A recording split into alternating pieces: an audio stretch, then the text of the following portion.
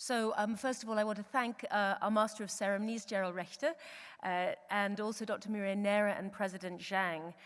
For myself, when I'm not pretending to be Superwoman battling her jet lag, my name is Clare and I'm the Vice President at Salzburg Global Seminar, which is a non-profit set up at the end of World War II in 1947, pretty much the same time as IUCN was founded, to challenge present and future leaders to tackle issues of global concern. Just two examples of how we're working with partners. One, we have now founded with IUCN and Parks Victoria and others, a 10-year Parks for the Planet Forum, which is looking to put new leadership and partnerships for nature at the very heart of the way we run our societies and our economies. We also have a health and healthcare innovation program, which is just about to start a 5-year major program for a health leaders network, which is explicitly looking at cross-sector strategies for health systems transformation. All of which to say that I feel honored and delighted to be here today. I will set a few framing comments now because we're already running a little over time, as happens in the way of these things. Why have we put this panel together? Going back to what Maria said, it's about tactics to build a movement for change. We've had references already to heroes from Hollywood and from history. We need some heroes now, and we can do it. I'm a great believer in the Obama phrase, yes, we can, and we need it more than ever now. Now, I will need to be a hero to make sure that I'm working this correctly. There you are.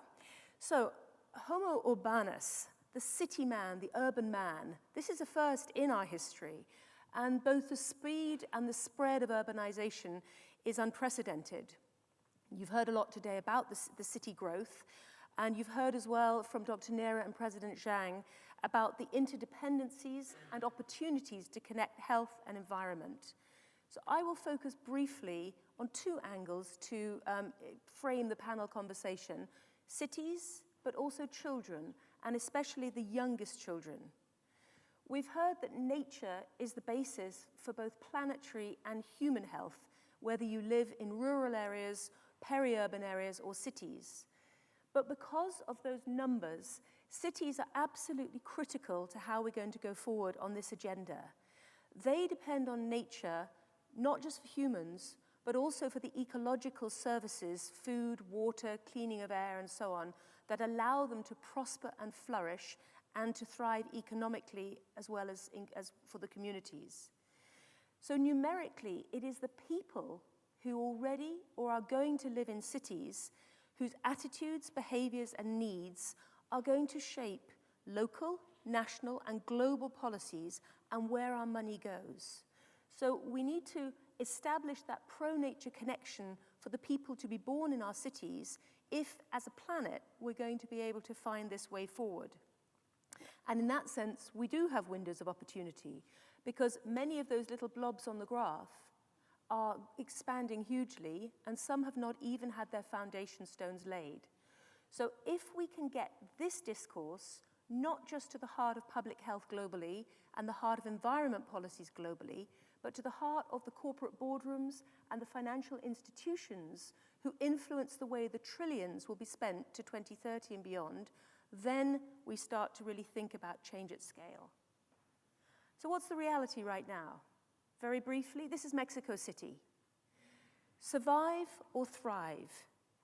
Now, whereas cities like Melbourne are wrapped in a beautiful green girdle, the urban realities, as many of you here know, are very different. And both human health and nature are casualties. Right now around the world, we are repeating the dominant pattern that we know doesn't work in terms of spatial segregation, of grossly unequal planning of our cities, and of course problems such as Maria Nero talked of this morning about critical air pollution and so on. So nature and health are, in their essence, an equity and a poverty issue. Let's think about green space per capita. Now, many of you, much more specialists than me, will know that the World Health Organization recommends 9 square meters per capita. This figure is from Beirut in Lebanon. That's how much green space there is in that city. Cracking this nature deficit is everyone's business, as I have mentioned. Now, in Beirut, there's an artist who has mounted a campaign to build awareness. She's taken a 0.8 square meter patch of grass and did a pop-up event round the city one night so that people actually realized, well, what the real scale of it was. And this went viral, with people creating little patches of grass, creating new partnerships, and creating competitions to design new areas. We talked about nature through the eyes of the city child. Worldwide, most cities have a mismatch of where the nice green spaces and where the concentrations of children are. And that's especially true in the poorest countries, which are often the richest in children. Cities are still designed for cars, and they're not engineered to enable people of all ages to walk or cycle safely to green space. In the US, for example, 35% of people have no walking distance access to a park. So this raises the question of access to nature, both inside the city and also to afford access to nature outside the city. This quote comes from a program run at Salzburg Global Seminar 2 weeks ago. The lady speaking is from Colombia, and she talks of the lived reality of multi-generations who've never lived outside cities. Now that is going to be the lived reality for most of the world's population down the line. So we have to think about new strategies and creative strategies to move forward.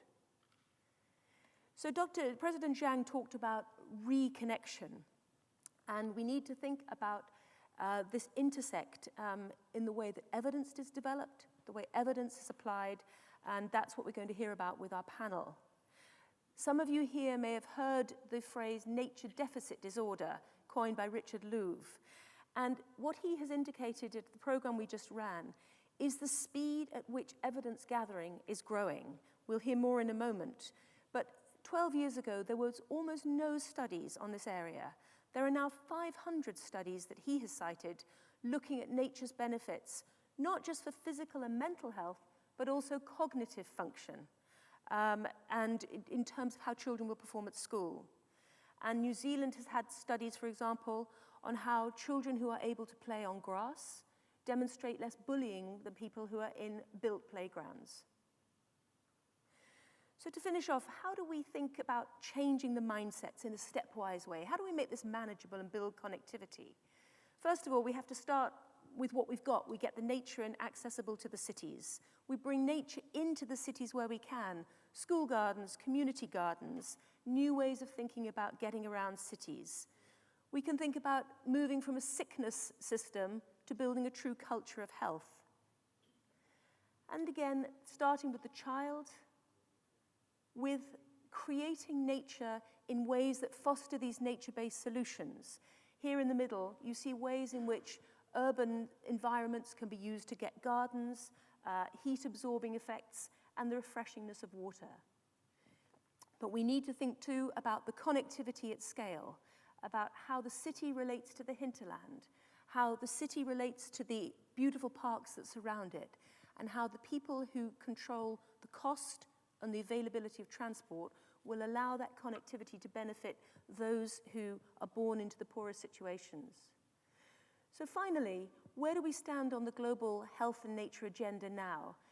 Parks Victoria was a hero, not from Hollywood or history, in 2000 when it launched the Healthy Parks, Healthy People movement. And in 2010, there was the first World Congress for the Healthy Parks, Healthy People movement. There are now projects in 4 continents.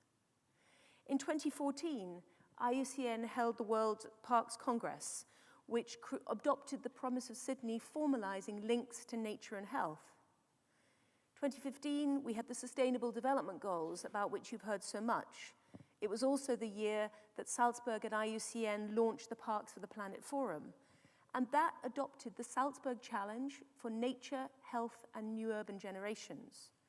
And in 2016, that was endorsed by the World Conservation Congress, and the Nature for All movement was launched. But it was also the year that the UN adopted the new urban agenda, which has given a whole new set of constituencies a rationale for embedding the nature health intersect into their mainstream operations. And now, to finish on the note of heroism, I think we should all be really proud of what is happening here in this building, because we have got a series of absolutely pivotal opportunities opening up. I mentioned that we have just run a program at which Parks Victoria played a very big role on the child in the city, health, parks and play. And the education community was very well represented there, because that's another way that you appeal to decision makers. We have had the joint ministerial declaration today. UNICEF has just adopted a new strategic plan. It is the first time that they have formally linked children and environment. And they have offered to us, and I hope you'll all join this project, the possibility to look at the country implementation plans for the countries with the biggest child populations in the world, and to see whether nature and health could be embedded in those implementation plans. And those plans bind their governments. And last but certainly not least, I learned just a couple of days ago that UN Environment Day this year is dedicated to the theme of connecting people with nature. So that means that in all your countries, there's going to be activities going on. So maybe this is a chance for you to reach out as well to people who you're not currently interacting with.